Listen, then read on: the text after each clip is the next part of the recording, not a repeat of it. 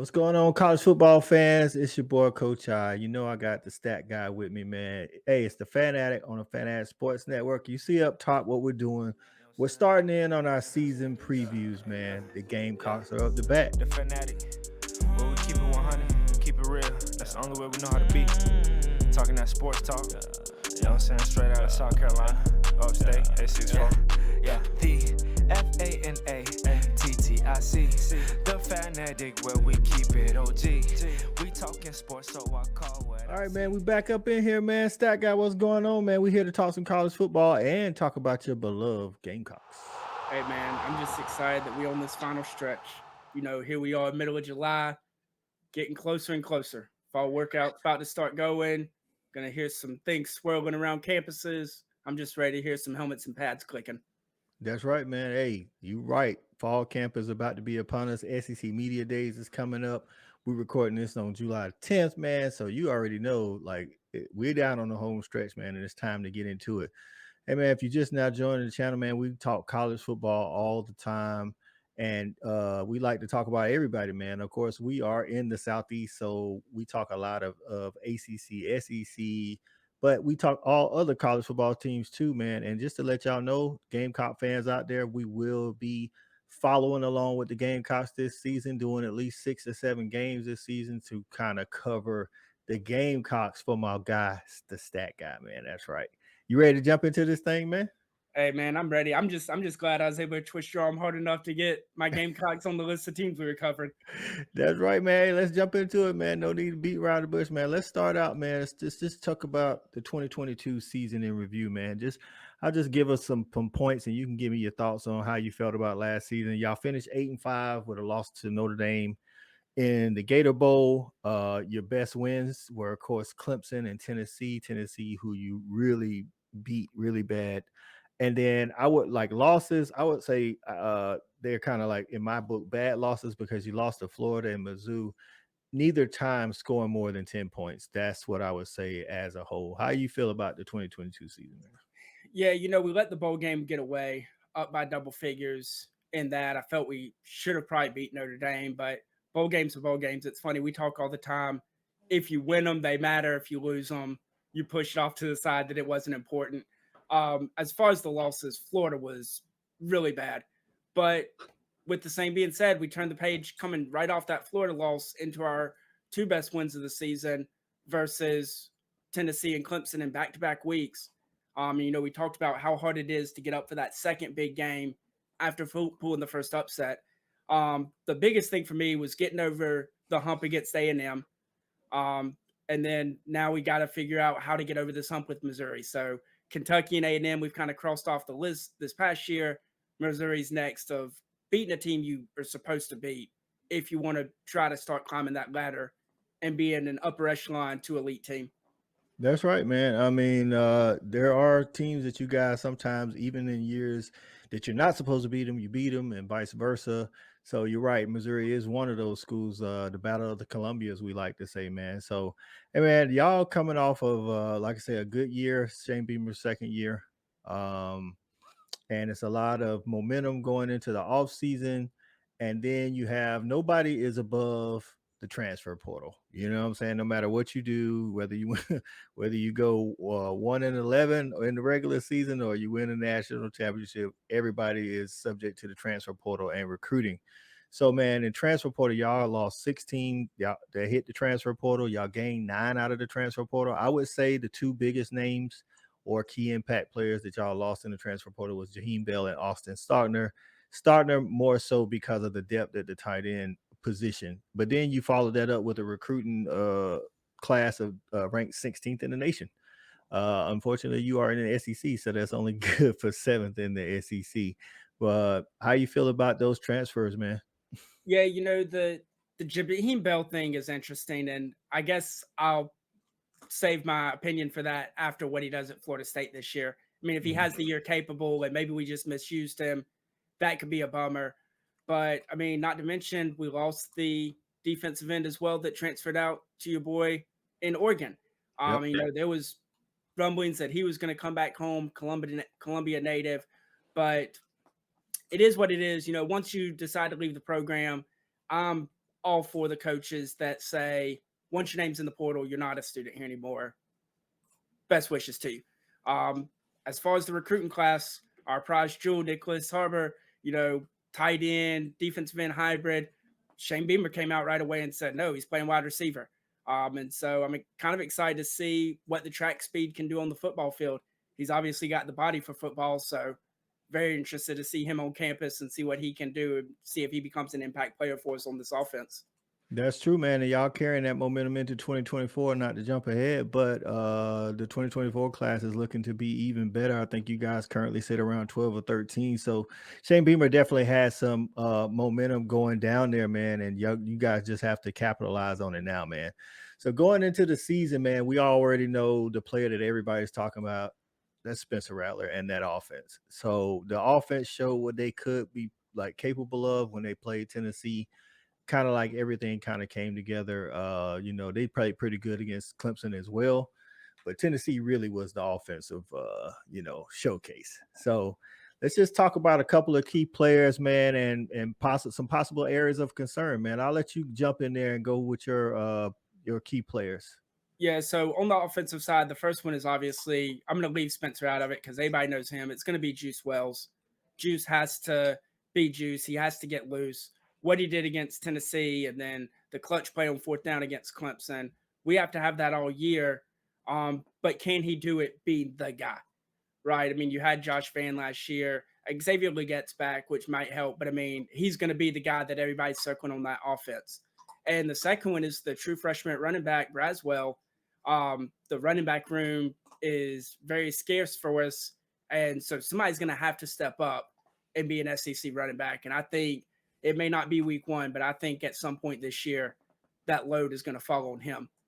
That's right, man. I'm with you. I think Juice Wells is a top 10 wide receiver in the nation. His big playability is going to be key for y'all. But I am going to talk about Spencer Rattler because he's the one that has to give him the ball. And Spencer, like all NFL, a lot of NFL people say he's got all the tools for the NFL, but we haven't seen him be consistent. So that's one of the things I want to watch this year. Can he be consistent? I mean, and when I say consistent, like he's got to play that way against the Missouris of the world, the Kentuckys of the world, not just get up for the big orange teams of the world. Right. You know what I'm saying? And then my second player is actually Dak Joyner. I know you told me they're toying around with putting him in the backfield, and you talked about the true freshman. The backfield is and I'll go ahead and jump into it. That's kind of one of my areas of concerns. Like you guys, Marshawn Lloyd didn't pan out to be exactly what you thought, but just having him in the backfield was a threat for because defensive coordinators had to prepare for him. Now you guys don't really have anybody of any like significant experience back there. Dak's a playmaker in the open space, but he's kind of moved around. So I'm interested to see how that's gonna go. Like I say, the running back room is kind of one of the areas of concerns I was looking at, and actually the depth at wide receiver, like Juice Wells, like I say, top 10 in my book anyway in the nation. But who else is gonna complement that guy? Who can take some of those double teams away? Right. And I don't know as far as actually taking double teams, but I think Xavier Leggett is our true number two. He is an SEC wide receiver, elite speed as well. He had the 100-yard kickoff return against Texas A&M last year. So I think he will definitely be able to complement him. My area of concern on the offense is the offensive line. And because for Spencer to be successful, we have to keep him upright. And Facts. as scarce as that running back room is when it comes to competing in the SEC, if we can't block for those guys or keep Spencer upright, we aren't going to be able to compete anyway. And so keeping him clean this year is going to be a huge thing. And I think it'll open his ability with his arm can open up the running game anyway because of his elite arm talent. Yeah, I think that offensive line, like you said, y'all lost four of y'all five. Y'all only have one guy returning from last year with any significant experience. So that offensive line is definitely a question mark, especially when you're playing in a league where the trenches mean so much, man. Now on the other side of the ball, that defense, man, y'all have some bright spots here and there on defense. Y'all always seem to have a decent secondary with at least one guy who is either all conference or fringe all American or whatever. And I think the same is true this year. Marcellus Dial, I think he's one of those guys that's definitely looking to be all conference. he had some big games and big he had some big moments in big games last year, like not just against the smaller teams, but in those bright lights, and that's key. The other key guy that I'm looking at is Jatius Gear, who y'all got from Syracuse. He's a defensive lineman where I think you guys definitely need help, especially like you mentioned with the loss of Jordan Birch. He's coming from Syracuse, but he had 6.5 tackles for loss last year and 3.5 sacks. So he may come in and be able to bolster that line a little bit. What you think? Yeah, and I Syracuse is known for their secondary play as well, and so seeing him and how he reacts to playing with similar DBs, I think will help him slide in. I definitely think he's a good depth piece for us. As far as me, I think it starts at safety with Nick Imamori. Hopefully, I'm pronouncing that right, but um, ended up getting thrusted into the starting role as a true freshman last year due to injuries. And all he did was shine. I mean, almost led the team in tackles, was leading the team in tackles for most of the year. Just a true playmaker. And so I'm expecting him, maybe not first team, but I could see him being second or third team all SEC this year for sure and really stepping it up. And then the other one for me is Marcel Dial. You're just the next man up. Yeah. You're the next man up in that lockdown corner position. It's crazy the amount of DBs that South Carolina puts in the league without people realizing that South Carolina's like that in the secondary. And so, can we have another guy, the next Cam Smith, the next JC Horn, that can just lock somebody down and you don't have to worry about whoever he's on an island with?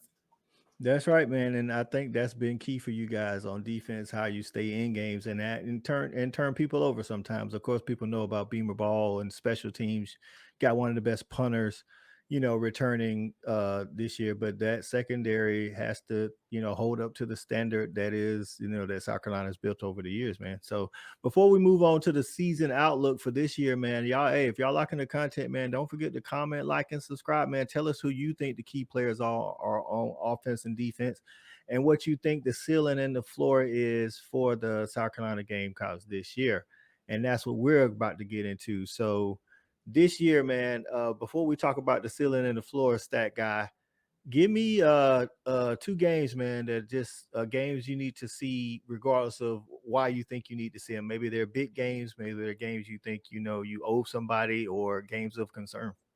Yeah, no. So for me, the two big games I have circled this year, the bookend games. It starts in Charlotte, week 1 against North Carolina, the Battle of the Carolinas. You got to get off to a hot start. You playing an ACC foe with a powerful offense that starts off hot every year. We're going to find out what South Carolina is week 1. And then the second one is finishing the year off with Clemson. You finally broke the streak last year. Now you have them coming into Willie B this year. If we have the type of year I think we're capable of having, that game should be under the lights. And South Carolina is a crazy place to play for a 7:30 kickoff. And so, can we do it 2 years in a row and kind of change the narrative that this is an actual rivalry and we're not the little brother? That's right, man. You picked two really good games, like you said. Starting the year off, we know how Matt Brown and those Tar Heels like to start red hot, so that's going to be a pivotal game for you. And then, of course, the trash talk between South Carolina and Clemson is nothing short of interesting when you're talking about social media and in real life. So that's definitely a key one. I mean, I'm looking at that Mizzou game, man. Y'all lost that Missouri game last year. Y'all kind of go back and forth with this team, even when there's years when I think personally that you have the better team. I think those are the teams you stated it earlier in the show, man. You got to be able to beat them on a regular basis if you want to, contend for that second, third, first, possibly even first spot in the SEC. Until you can do that, I think that's going to be one of those things. And then the next game, man, it's the Kentucky game. I think Stoops is always good when he has some tenured players, some experienced guys. I think he returns a good 15 out of the 22 starters. I could be wrong, Kentucky fans. If you happen to catch this, let me know if I'm wrong about that. And then they added Devin Leary, who I actually like. I think when we're talking about college football, Devin Leary is the clear-cut choice over Will Levis. I mean, Will Levis has all the pro skills and all that, but Devin Leary did it on the field year in and year out. And if he can stay healthy, I think this is one of those teams that can go the 9-3 for Kentucky. So that right there is going to be a key game in seeing.